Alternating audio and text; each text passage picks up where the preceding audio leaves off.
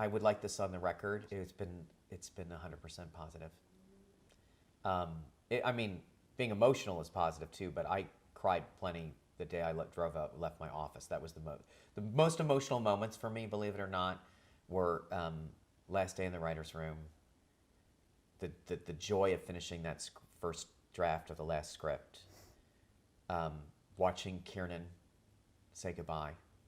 And I mean, and I love Lizzie and Christina and Jay and John and all these people, but the one that really got to me was Kiernan, just because it was like my whole childhood. You know, my kids grew up also, just realizing how much time had actually passed, and then watching the edit of the editor's cut of the finale, really got to me. When I watched the very end of it, I was like, oh, this is the last one of these I'm ever going to see. And then I moved out of my office, driving home alone from my office with my laptop, you know, in my bag and everything, and realizing I wasn't going to go back there again. That was tough.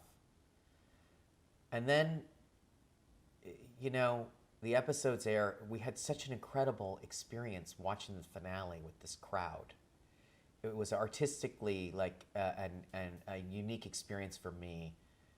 I mean, we've shown the episodes to audiences before, and you're always surprised. It gets a lot of laughs, a lot of emotions, whatever else it is. It's a great thing. It plays really well, which is always a twist.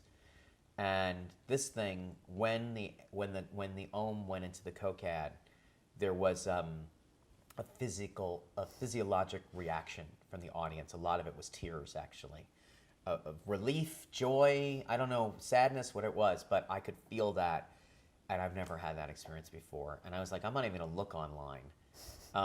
And it's just been, I don't want to, like, you know, invite the wrath of the gods or anything like that. But from my end of things, and it's not like no one's criticized anything or talked about the ambiguity or whatever else it is, it has been 100% positive experience. People felt it was the perfect ending for the show. They felt a lot. You know, I got to see John and everybody that night.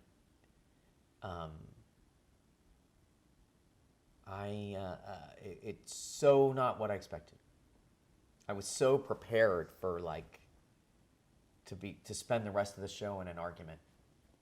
You know, I think David Chase's argument is finally ending about The Sopranos. I think that people have finally realized that it was brilliant, and that we're talking about it 10 years later, and that it was the right ending for the show, and that they're out there some way in our imagination, whether Tony got killed or not.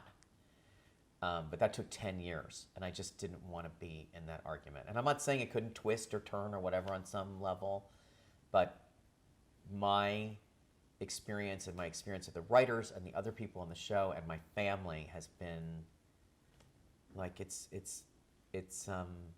completely exceeded my expectations.